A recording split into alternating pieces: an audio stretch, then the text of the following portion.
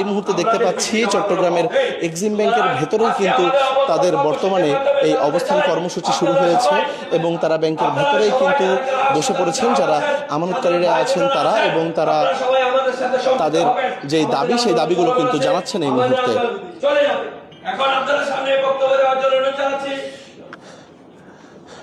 দর্শক, বিগত কয়েকদিন ধরেই কিন্তু বিভিন্ন ব্যাংকে আমানতকারীরা, অর্থাৎ যে 5টি একীভূত ব্যাংক রয়েছে সম্মিলিত ইসলামী ব্যাংক, সেই ব্যাংকের আমানতকারীরা কিন্তু বিভিন্ন ব্যাংকে যাচ্ছেন এবং তারা সেই ব্যাংকগুলোতে গিয়ে কয়েকদিন পূর্বেই তালা দেওয়া কর্মসূচি করেছেন এবং তাদের দাবি হচ্ছে তাদের হেয়ার কাট করা যাবে না এবং এর পাশাপাশি তাদের আমানত তাদের ফিরিয়ে দিতে হবে।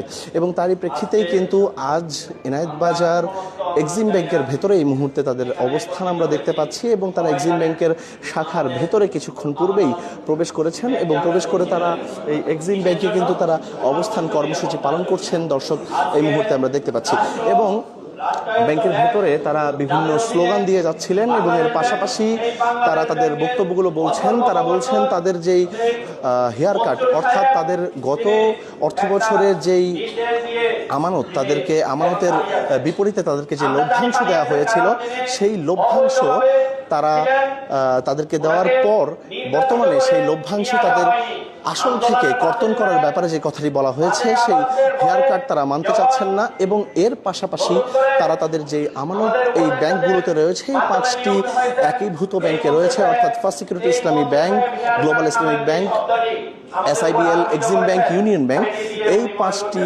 ব্যাংকে তাদের যে আমানতগুলো রয়েছে সেই আমানতগুলো কিন্তু তারা চাচ্ছেন যে তাদেরকে ফেরত দেওয়া হোক। এবং এখানে আমরা এই মুহূর্তে দেখতে পাচ্ছি তারা তাদের বক্তব্য দিচ্ছেন এবং তারা এই ব্যাংকের ভিতরেই কিন্তু বসে গেছেন। একটু যদি আমরা কথা বলার চেষ্টা করি, আজকে আপনাদের এই অবস্থান কর্মসূচিটা সম্পর্কে একটু বলবেন।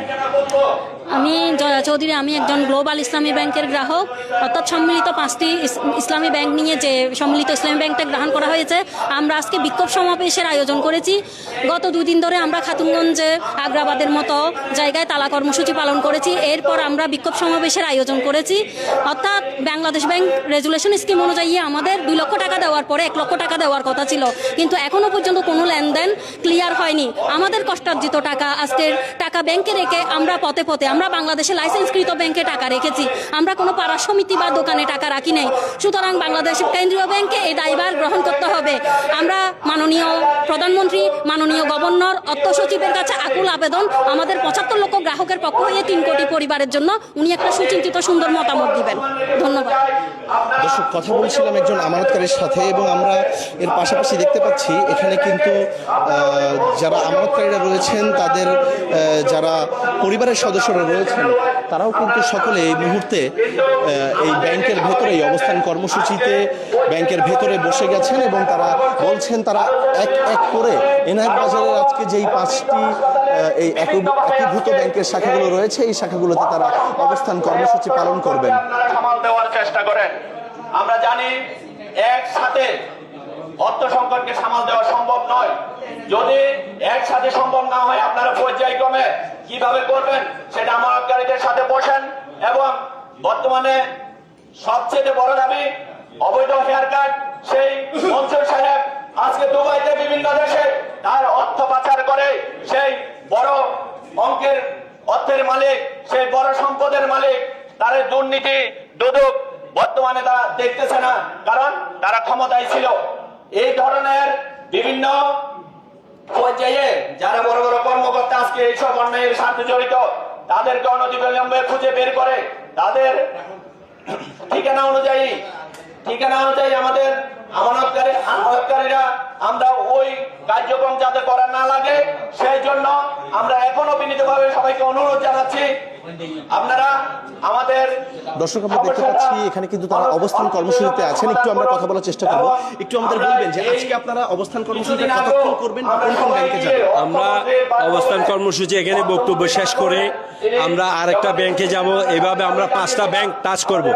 যেটুকু সময় লাগে ওইটুকুই আমরা নেব, খুব অল্প সময়ে শেষ করব।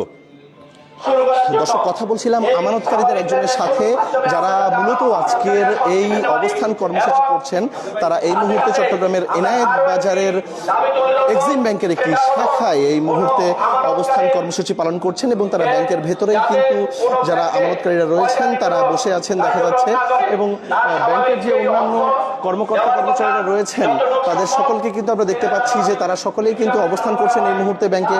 এবং এর পাশাপাশি ব্যাংকের যে কার্যক্রম, সেই কার্যক্রম কিন্তু মূলত এই মুহূর্তে বন্ধ হয়ে আছে। এবং এর পাশাপাশি আরেকটি জিনিস আপনাদের একটু জানিয়ে রাখার চেষ্টা করব যে আজ তারা একে একে 5টি ব্যাংকেই যাবেন বলছেন এবং তারা তাদের এই অবস্থান কর্মসূচি শেষে তারা ঘোষণা দিয়েছেন যে তারা কঠোর অবস্থানে কিন্তু যাবেন।